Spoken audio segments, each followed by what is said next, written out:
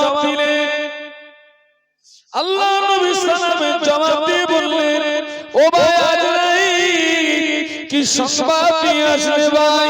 ইয়া রাসূলুল্লাহ, আল্লাহ আমাকে পাঠিয়ে দিয়েছে, আপনি যদি অনুমতি দেন আপনার রূহটাকে কবজ করব, অনুমতি যদি না দেন বেয়াদবি করব না, ফিরে চলে যাব।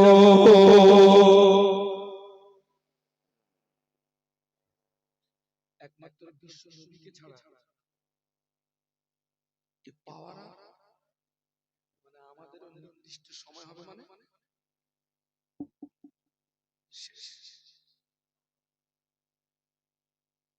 কিন্তু আমার জীবন নামক গাড়িটি অতিবাহিত হয়েছে নেকি কম গুনাহ বেশি, কিন্তু আমাকে দেখতে বড় সুন্দর। আল্লাহ পাক আমাকে 3 বার মক্কা মদিনায় নিয়ে গিয়েছে। মক্কা মদিনায় তাম বিশ্বের মানুষ দেখতে পাওয়া যায়। বাবাজি মক্কা মদিনায় দেখেছি অনেক পুরুষকে দেখেছি, এত সুন্দর চোখ নকশা, কান নকশা, নাক নকশা, এত সুন্দর চোখের পলক পড়ে না।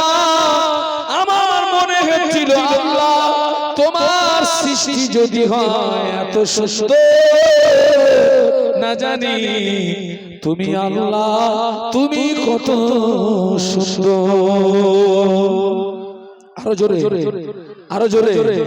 আসমান সুন্দর, জমিন সুন্দর, না জানি তুমি আল্লাহ কত সুন্দর।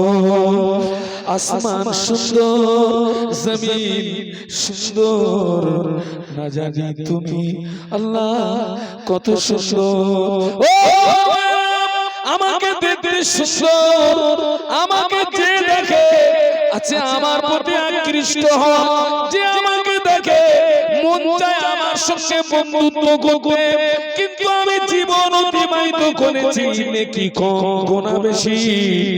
এই সুন্দর বিশিষ্ট লাশ যদি কবরে রাখা, কবর কি সুন্দর লাশের সঙ্গে বন্ধুত্ব করবে নাকি? আমরা দেখি চামড়া, কবর দেখি মমকারিটি চলছে নেকি বেশি নেকি কম গুনাহ বেশি। জীবনের শেষে গুনার পাহাড় হয়ে গেল, হায়াত যেদিন শেষ হবে অটোমেটিক নিঃশ্বাসটা বন্ধ হয়ে যাবে। আল্লাহ কোরআনে বলেছে ফাইজা জা আজালুহুম লা ইস্তাখিরুনা সাআতান ওয়া লা ইস্তাকদিমুন। বলুন সুবহানাল্লাহ। আরেকটু জবান খুলে বলুন। নির্দিষ্ট নির্ধারিত সময় মওত হবে। নির্দিষ্ট বলুন বলুন বলুন নির্ধারিত সময়। আল্লাহ পাক ওই যে মায়ের পেটে থাকতে যে সময় আল্লাহ বেঁধে দিয়েছিলেন, তার 1 সেকেন্ড আগেও মওত হবে না, আবার 1 সেকেন্ড। অনেক মানুষ দেখবে গলার কাছে ঘড় ঘড় করে আওয়াজ হয়, কথা বন্ধ হয়ে গিয়েছে, গলার কাছে ঘড় ঘড় করে আওয়াজ হয়। ছেলে বাপের গালে চামচে করে পানি দেয়, মেয়ে চামচে করে পানি দেয়, বউমা চামচে করে পানি দেয়, কিন্তু দেখতে পাওয়া যায় পানি ভিতরে যায় না, গালের কিনারা দিয়ে বেরিয়ে যায়। আচ্ছা ভাই ভিতরে যাচ্ছে না কেন? কারণ হলো হায়াত শেষ মানে রুজি শেষ হয়ে গিয়েছে, এক ফোঁটা পানি গিলতে পারবি না। হায়াত শেষ, রুজি ভাবো, মরণের কথা ভাবো। আমি ওই জন্য বলি বাবা তোরা পারলে একটু মাঝে মাঝে হসপিটালে যাবি। আরেকটা জায়গা আরেকটা জায়গা থেকে পারলে মাঝে মাঝে একটু কবরের পাশে যাবি। আচ্ছা আমি যে একটু তুই টাকাটা করছি অসুবিধা নেই তো? আমি খুব ভালোবেসে বলছি যুবকেরা পারলে মাঝে মাঝে হসপিটালে যাবি আর কবরের পাশে। আমি আমার ছেলেকে নিয়ে আরজি করে এক সপ্তাহ কাটিয়েছি, নিজে বসিরহাট জেলা হসপিটালে এক সপ্তাহ কাটিয়েছি, আম্মাকে নিয়ে আরজি করে 22 দিন কাটিয়েছি। আমার সামনে কত মানুষ মারা গেল, এক ফোঁটা পানি পান করা হলো না। হসপিটাল বেডে আমি আছি। মিনা খান ভিতরে জায়গাটার নাম হচ্ছে দেউলি, আছে না দেউলি? ওখানে আমি ওয়াচ করছি, হঠাৎ আমার পেটের ভিতরে পেন শুরু হলো। ওরা আমাকে নিয়ে মিনা খান হসপিটালে ভর্তি করলো। এখান থেকে 16 বছর আগে কথা বলছি। ওখানে এক রাত থাকলাম, কিন্তু পেটের যন্ত্রণা ভালো হলো। ওরা আমাকে ট্রান্সফার করলো বসিরহাট জেলা হসপিটালে। এক সপ্তাহ ছিল।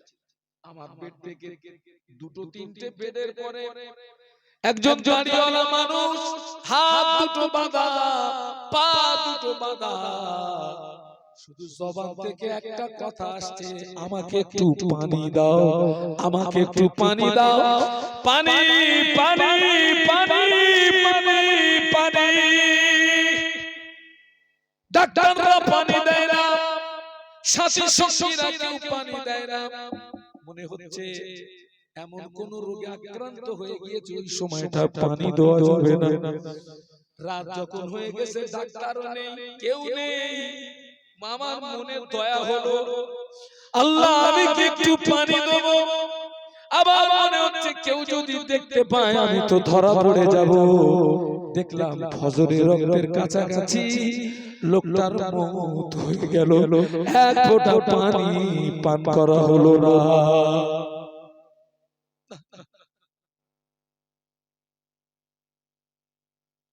তুমি বলবে হুজুর গালের ভিতর দিয়ে যদি পানি না যায়, হসপিটালে দেখেছি অনেক মানুষ গাল দিয়ে খেতে পারে না, নাক দিয়ে পাইপ দিয়ে উপরে একটা ঢাকনা মতো আছে, তরল জাতীয় খানা দিয়ে পুশ করে ভিতরে দেয়।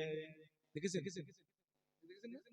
গাল দিয়ে খেতে পারে না, নাক দিয়ে পাইপ দিয়ে উপরে একটা কোটো মতন আছে, ওতে তরল জাতীয় খানা দিয়ে পুশ করলে ডাইরেক্ট ওই মুমূর্ষু ব্যক্তিকে তুমি যদি পুশ করে ভিতরে 100 গ্রাম তরল খানা যদি ঢুকিয়ে দাও, তোমার আব্বা 200 গ্রাম বমি করবে।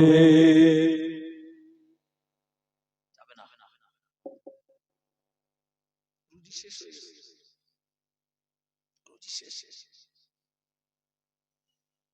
এই পৃথিবীর জমিনে নকল জান্নাত বানিয়েছিল কে?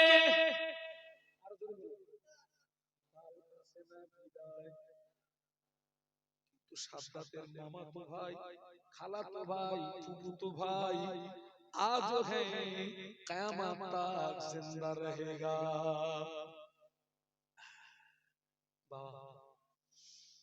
আমরা দুনিয়ার খেলায় মশগুল হয়ে গেছি বাপ, আখিরাত ভুলে গেছি।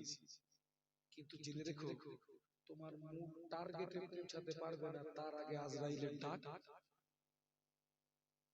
সাদ্দাত নকল জান্নাত বানালো, নিজেই জান্নাত উদ্বোধন করবে, জান্নাত রেডি হয়ে গেছে। আল্লাহ পাক মুমিনদের জন্য যে জান্নাত তৈরি করে রেখেছেন, ওই জান্নাত পৃথিবীর কোনো চোখ দেখে নাই। আল্লাহ পাক তার মুমিন বান্দাদের জন্য জান্নাতের ভিতরে 70টা করে হুর রেখে দিয়েছে। ওই হুর যদি পৃথিবীর জমিনে হাতের তালুটা পার করে দেয়, তামাম পৃথিবীর মানুষ দেওয়ানা হয়ে যাবে। বুড়ো দেওয়ানা হবে, যুবক দেওয়ানা হবে, হুজুর দেওয়ানা হবে। সুবহানাল্লাহ বলতে পারলেন? জোরে বলতে পারলেন না? জান্নাতি হুর যারা হাতের তালু যদি পৃথিবীর জমিনে বার করে দেয়, পাগল হচ্ছে। সাদ্দাত ও যারা ওর জান্নাত তৈরি করেছে ওদের বলেছে সব যুবতী যুবতী মেয়ে ঢোকা, ওগুলোর জন্য কি ওরে শয়তান, যুবতী যুবতী মেয়ে মোটামুটি যেরকম করলি হয় ওইরকম করেছে। এত পাহারা কেউ যেন আগে না যায়, আমি উদ্বোধন করব। রেডি হয়ে গেছে, জান্নাত উদ্বোধন করবে। ঘোড়ার পিঠে সওয়ার হয়ে তখন জান্নাতের গেটে হাজির। ঘোড়ার পিঠ থেকে একটা পা জমিনে নামিয়েছে, এক পা জমিনে আর এক পা ঘোড়ার পিঠে। আর ভিতরে তাকিয়ে দেখে সাদ্দাতের যাওয়ার আগে জান্নাতের ভিতরে ফকির বেশে একজন মানুষ বসে আছে। জোরে বলতে পারলেন না? আরো জোরে বলতে বলতে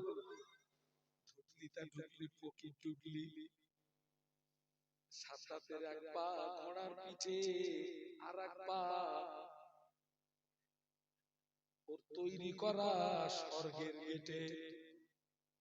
ভিতরে তাকিয়ে দেখে ফকির বেশে বলে তোর পরিচয় কি? ভিতর থেকে আওয়াজ আসে আমি অন্য কেউ নয়, আমি গোলাম আল্লাহর ফেরেশতা আজরাইল আলাইহিস সালাম। একটু জোরে বলতে পারলেন? জোরে বলতে পারলেন? ওর কি কইতে পানি আছে বলে মনে হয়? বেলাটা কি হয়ে গেছে? আজরাইল কি খবর? আজরাইল বলছে যে অবস্থায় আছিস দাঁড়া, যেটা নামিয়েছিস আরেকটা জানো ওই অবস্থায় আমি তোর রূহকে কবজ করতে এসেছি, আল্লাহ পাঠিয়ে দিয়েছে। সাদ্দাত খুব অনুনয় বিনয় করেছিল, হায় রে আমাকে একটু সময় দাও, আমার স্বপ্নের স্বর্গটা একটু পরিদর্শন করি। আল্লাহ সময় দিয়েছে? আরো জোরে বলুন। দিয়েছে? আমরা দুনিয়ার খেলায় মশগুল হয়ে গেছি।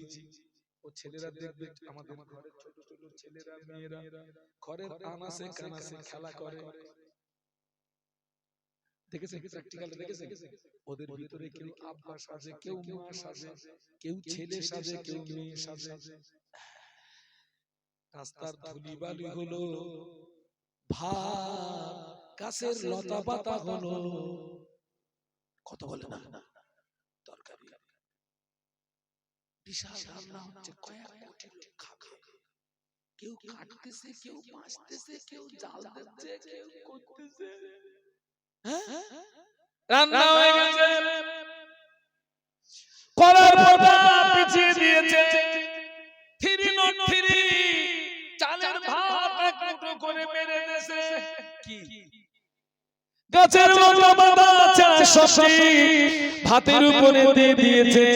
ওরা খেতে যাবে, ওদের ভিতরে রাগারাগি হয়। কেউ বলে আমি যাব না তুই যা, আরেকজন বলে তুই যাব না আমি যা, রাগারাগি লাগে। ওরা দুনিয়ার খেলায় মশগুল। কোন খেলা? ওই সময় ওই ছেলেটা আসল পিতা পিছন দিক দিয়ে যদি একবার আওয়াজ দেয়, ও বাবা আব্দুস সালাম, আয় রে বাবা তোর নানুজির বাড়ি যাব। ওই সময় ছেলেটা সাথীদের বলে, ও আমার সঙ্গী সাথীরা, থাকলো তোদের ভাতের হাঁড়ি, চললাম আমি নানার বাড়ি। ওই মেয়েটার আসল মা পিছন দিক দিয়ে যদি আওয়াজ দেয়, ও ফাতেমা আয় রে মা তোর নানুজির বাড়ি যাব। ওই সময় মেয়েটা সাথীদের বলে, ও আমার সঙ্গী সাথীরা, থাকলো তোদের সবজির হাঁড়ি, চললাম আমি নানার বাড়ি। আমরা দুনিয়ার খেলায় মশগুল হয়ে গিয়েছি, আখিরাত ভুলে গিয়েছি। আজরাইলের ডাক যেদিন আসবে ওই দিন আমাদের বক্তব্য হবে, থাকলো তোদের ভাতের হাঁড়ি, চললাম আমি আসল বাড়ি।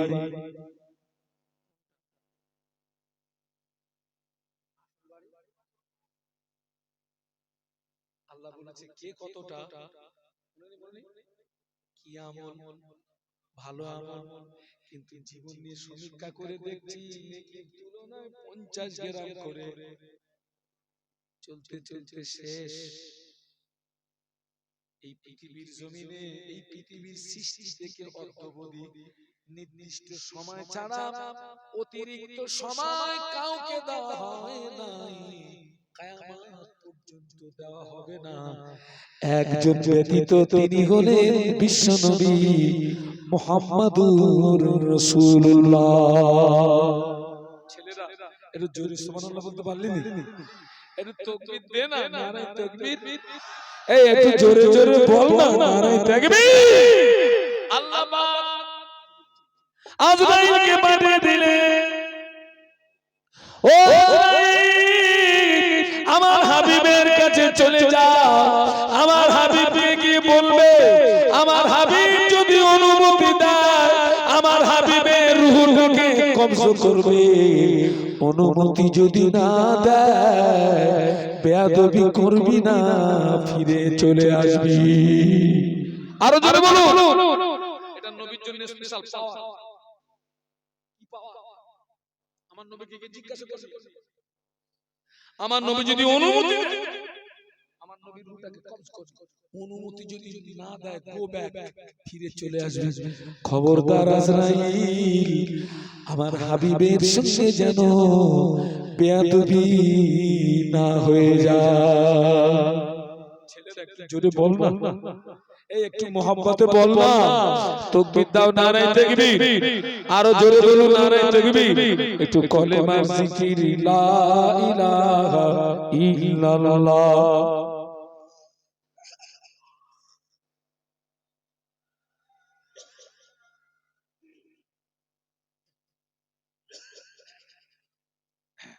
এতগুলো মানুষ, আরো জোরে জোরে, লা ইলাহা ইল্লাল্লাহ।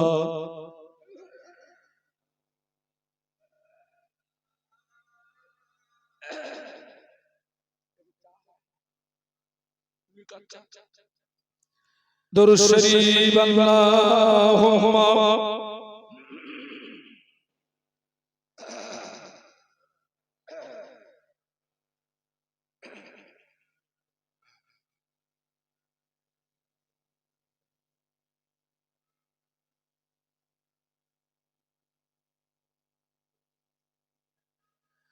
জোরে জোরে, লা ইলাহা ইল্লাল্লাহ,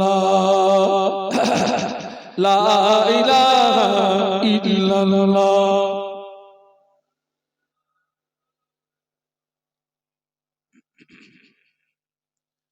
ও আল্লাহর ফেরেশতা আজরাইল আলাইহিস সালাম আল্লাহর নবীকে সালাম দিলেন। আল্লাহ নবী সালামের জবাব দিলেন। আল্লাহ নবী সালামের জবাব দিয়ে বললেন, ও ভাই আজরাইল কি সংবাদ নিয়ে আসলে ভাই? ইয়া রাসূলুল্লাহ, আল্লাহ আমাকে পাঠিয়ে দিয়েছে, আপনি যদি অনুমতি দেন আপনার রূহটাকে কবজ করব, অনুমতি যদি না দেন বেয়াদবি করব না, ফিরে চলে যাব।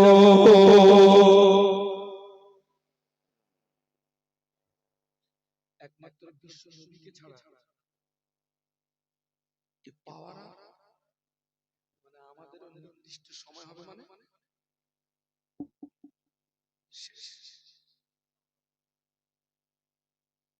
কিন্তু আমার জীবন নামক গাড়িটি অতিবাহিত হয়েছে নেকি কম গুনাহ বেশি, কিন্তু আমাকে দেখতে বড় সুন্দর। আল্লাহ পাক আমাকে 3 বার মক্কা মদিনায় নিয়ে গিয়েছে। মক্কা মদিনায় তাম বিশ্বের মানুষ দেখতে পাওয়া যায়। বাবাজি মক্কা মদিনায় দেখেছি অনেক পুরুষকে দেখেছি, এত সুন্দর চোখ নকশা, কান নকশা, নাক নকশা, এত সুন্দর চোখের পলক পড়ে না। আমার মনে হচ্ছিল আল্লাহ তোমার সৃষ্টি যদি হয় এত সুন্দর, না জানি তুমি আল্লাহ তুমি কত সুন্দর। আরো জোরে আরো জোরে। আসমান সুন্দর জমিন সুন্দর না জানি তুমি আল্লাহ কত সুন্দর।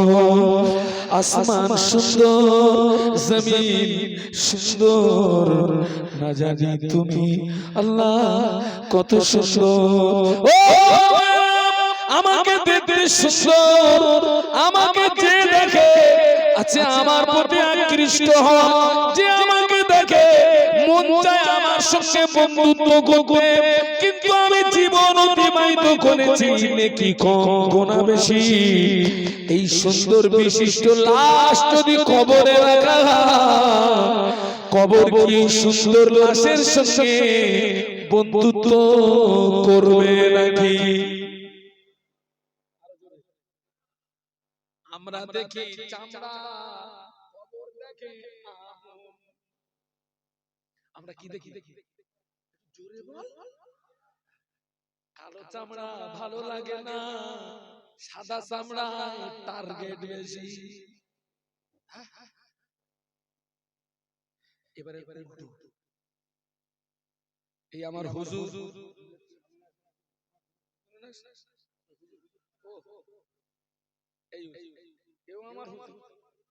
খোকা, এই হুজুর বলো তোমার গান আমি নিয়েছি। এই আমার হুজুর এই তো এখান থেকে কদিন আগে ফিরেছে, এই তো কদিন আগে ফিরলো, টাটকা ফিরলো, এখন সেন্ট পাওয়া যাচ্ছে মক্কা মক্কা সেন্ট। আমি তো ওই জন্য অনেক যুবককে বলি যে দীঘায় যাস না, পিকনিকে যাস না, টাকাগুলো গুছিয়ে রেখে তুই মক্কা মদিনায় যাস।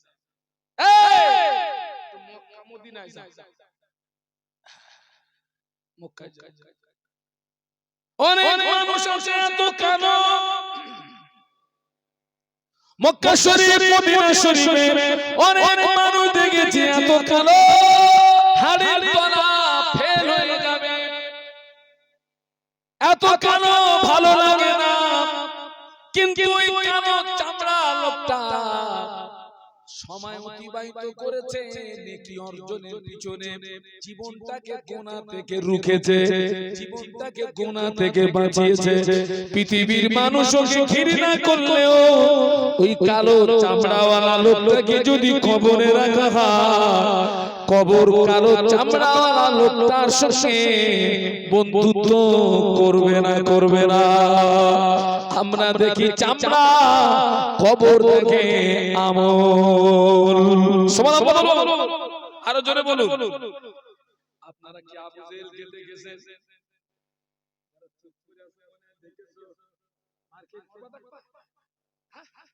আপনারা কি আবু জেহেলকে দেখেছেন? আমিও দেখিনি, আমার 14 পুরুষও দেখিনি। তবে আল্লাহ এবার আমাকে একটু বদরে নিয়ে গিয়েছিলেন, ওর কবরে মুতে দিয়েছি। কি করেছি আমি? আর মুতিনি, আমার সঙ্গী সাথী যারা ছিল বলতে হুজুর একটু মুতবো, এই তো মুত। এই কাকা কবর দোয়া একরকম আর মুতে দোয়া। আবু জেহেল বলে কবর দোয়া নেই, মুতে দাও, এই মুত। আমার ছেলে বলতেছে আব্বা আমি কে একটু মারবো। আমি বলি তুই চালা বাড়ি। 100 লাঠি মারলো, কেউ পাথর মারলো, কেউ জুতো মারলো, আমার যা করার আমিও করলাম।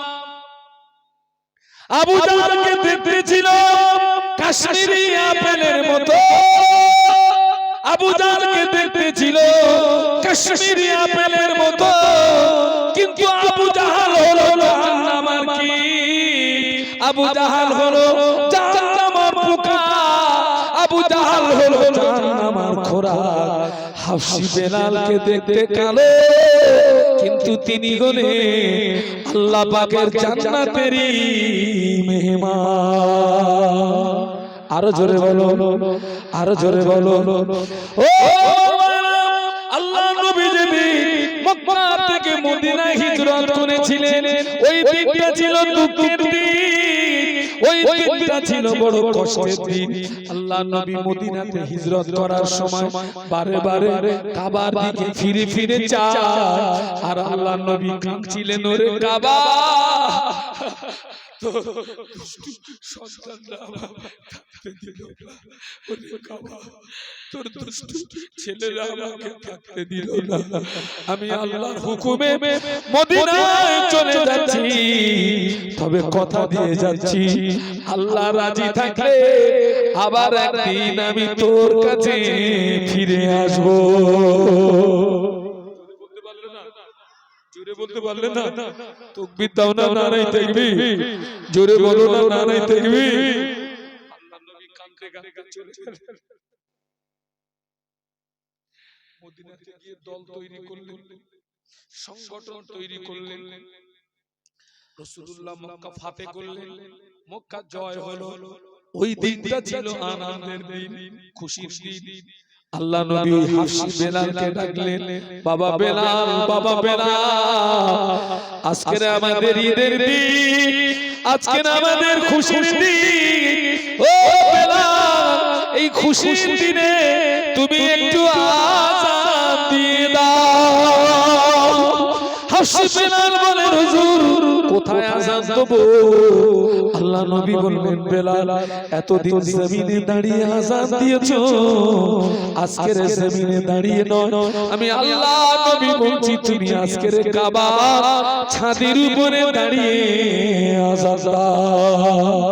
কেন না হাফসি বেলালের আযানের আওয়াজ আল্লাহ পাকের আরশ মুআল্লাতে পৌঁছে যেত।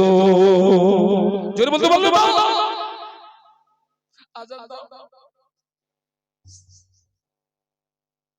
কাবা ছাদে ওঠো, বেলাল আল্লাহ নবী কোন সাদা চামড়াওয়ালা সাহাবীকে ডাকে, কালো চামড়াওয়ালা কে? বেলাল।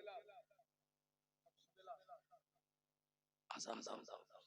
বেলাল রাদিয়াল্লাহু আনহু কাবার ছাদের উপরে উঠে গেছেন, কাবার চারিদিকে ফিরে নামাজ পড়া যায়, কাবার চারিদিকে ফিরে আযান দেওয়া যায়। সুবহানাল্লাহ। আমরা কোন দিকে ফিরে নামাজ পড়ি? পশ্চিম দিকে না, আমরা কাবার দিকে ফিরে নামাজ পড়ি। এখান থেকে কাবা পশ্চিমে, তাই পশ্চিম। যারা মদিনাবাসী নামাজ পড়ে দক্ষিণ দিকে ফিরে, মানে মদিনা থেকে কাবা হলো দক্ষিণ দিকে। হাফসি বেলাল হুজুর কাবার ছাদে উঠে যখন উঠেছেন, সামনে তো আর কাবা নাই, আছে এখন তো কাবা। ইয়া রাসূলুল্লাহ,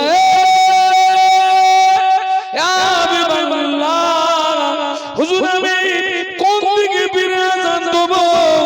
আমি তো আর কাবা পাচ্ছি না, আমি তো আর কাবা পাচ্ছি না। আল্লাহ নবী বললেন, বেলাল কাবার ছাদের উপরে দাঁড়িয়ে দাঁড়িয়ে দাঁড়িয়ে দাঁড়িয়ে আমি রাসূলুল্লাহ আমার দিকে ফিরে আযান দাও, কেননা আমাদের নবী হলেন কাবার কাবা।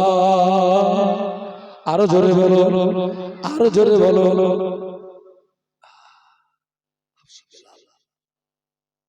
কবর দেখে আমল, কবর চামড়া দেখে না। কিয়ামতের ময়দানে আল্লাহ পাক নিজেই বিচারক হবে, ইনসাফের পাল্লা খাড়া করবেন। সুবহানাল্লাহ। কিয়ামতের ময়দানে আল্লাহ পাক ইনসাফের পাল্লা খাড়া করবেন, নিজেই বিচারক হবেন। এক বান্দার বিচার করেছেন, কিন্তু দেখতে পাওয়া যায় ওই বান্দার জীবনে একটা নেকি কম হয়ে গেছে। আল্লাহর অর্ডার হয়ে গেছে, তুই আমার জাহান্নামায় চলে যা। বলুন আল্লাহু আকবার। আরো জোরে বলুন, কার অর্ডার? আরো জোরে বলুন। ওখানে কি বান্দা বলতে পারবে যে আল্লাহ বিচার বলো ঠিক হলো না? হ্যাঁ, যদি বলে আল্লাহ পার্টির লোক ডাকবো, হ্যাঁ যাবে?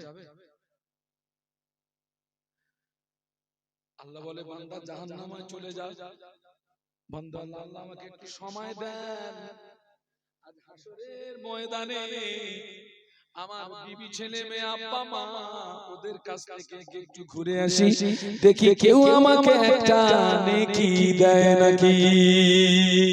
বাবা নেকি অর্জনের জায়গা দুনিয়া না কবর না হাসর।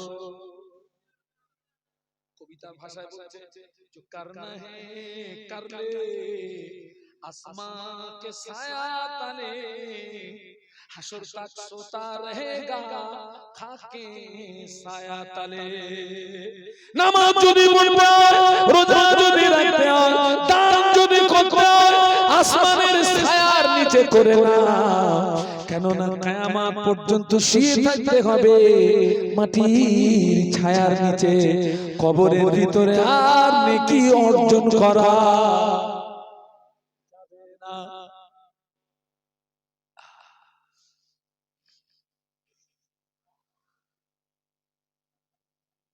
সময় দাও একটু ঘুরে আসি, আল্লাহ রহমতের দরিয়া জোশ মেরে যাবে, বান্দাকে বলবে যা ঘুরে আয়, বান্দা হাসরের ময়দানে যাবে।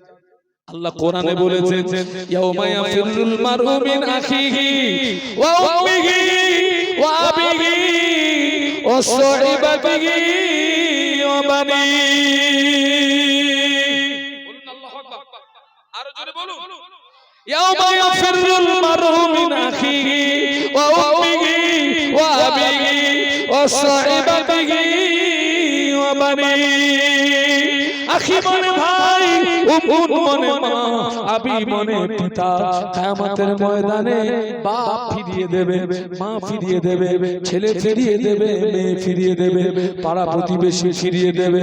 বান্দা নৈরাশ হয়ে আল্লাহর কাছে ফিরে আসবে, এসে বলবে আল্লাহ আমাকে জাহান্নামে দিও না, আল্লাহ আমাকে জাহান্নামে দিও না, জাহান্নামের আযাব আমি সহ্য করতে পারবো না, জাহান্নামের আযাব আমি সহ্য করতে পারবো না, আল্লাহ আমায় জাহান্নামে দিও না। বান্দার ভয়ে কলিজাটা গলার কাছে চলে আসবে, বান্দা থরথর করে কাঁপবে, চোখ দিয়ে টপ টপ করে পানি। আল্লাহ বলে বান্দারে কাঁদিস না বান্দা, রোনাজারি করিস না বান্দা, কেউ তোকে একটা নেকি দিল না, তোর একটা নেকি এখনো আমার কাছে মওজুদ আছে, ওটা তোর নেকির পাল্লায় চাপাই নাই। জোরে বলতে পারলেন না, আরো জোরে বলতে পারলেন না। আল্লাহ বান্দা বলছে আল্লাহ তুমি কি আজকে আমার সঙ্গে ঠাট্টা করছো নাকি, বিদ্রুপ করছো নাকি? না রে বান্দা, ঠাট্টা করি না, বিদ্রুপ করি না। আল্লাহ বাবা আমার যে নেকিটা তোমার কাছে ওটা আমার কোন নেকি? আল্লাহ বলে বান্দা ও বান্দা তুই এক রাতে ঘুমিয়েছিলি, এক রাতে ঘুমিয়েছিলি, ওই ঘুমের ভিতরে এক করোড় থেকে যখন অপর করোড়ে গিয়েছিলি, এক থেকে যখন অপর প্রান্তে গিয়েছিলি, ঘুমের ভিতরে তোর জবান থেকে একবার আল্লাহ শব্দ বেরিয়েছিল। তুই ঘুমিয়েছিলি, এক কাঁধ থেকে যখন অপর কাঁধে গিয়েছিলি, এক করোড় থেকে যখন অপর করোড়ে গিয়েছিলি, তোর জবান থেকে একবার আল্লাহ শব্দ বেরিয়েছিল। ওই আল্লাহ বলার কারণে যে নেকি হয়েছে, ওই নেকিটা আমার কাছে মওজুদ, তোর নেকির পাল্লায় চাপাই নাই। ফেরেশতাকে আল্লাহ বলবে এই নেকিটা বান্দার নেকির পাল্লায় চাপিয়ে দাও। ওই নেকিটা যেই না চাপিয়ে দেবে দেখতে পাওয়া যায় আল্লাহর হুকুমে বান্দার নেকির পাল্লাটা ভারী হয়ে যাবে। ও যুবকেরা, ঘুমিয়ে ঘুমিয়ে আল্লাহ বলার কারণে কিয়ামতের ময়দানে যদি ওটা নাজাতের উসিলা হয়ে যায়, কোরআন হলো আল্লাহর বাণী, কোরআন হলো আল্লাহর কালাম, ওই কোরআনের শিক্ষাকে প্রতিষ্ঠিত করার জন্য, কোরআনের শিক্ষাকে কায়েম করার জন্য আমরা যদি অর্থ দিয়ে বুদ্ধি দিয়ে সহযোগিতা করি, আল্লাহ রাজি থাকলে দেখতে পাওয়া যাবে ওটাই কিয়ামতের ময়দানে নাজাতের উসিলা হয়ে যাবে।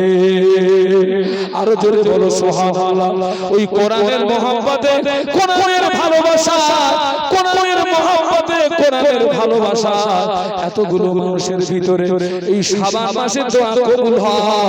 আল্লাহর কোন বান্দা আছেন এক নম্বরে যে হুজুর আমি ৫,০০০ টাকা দেব, এক নম্বরে যিনি হাত তুলবেন তিনি ধন্য।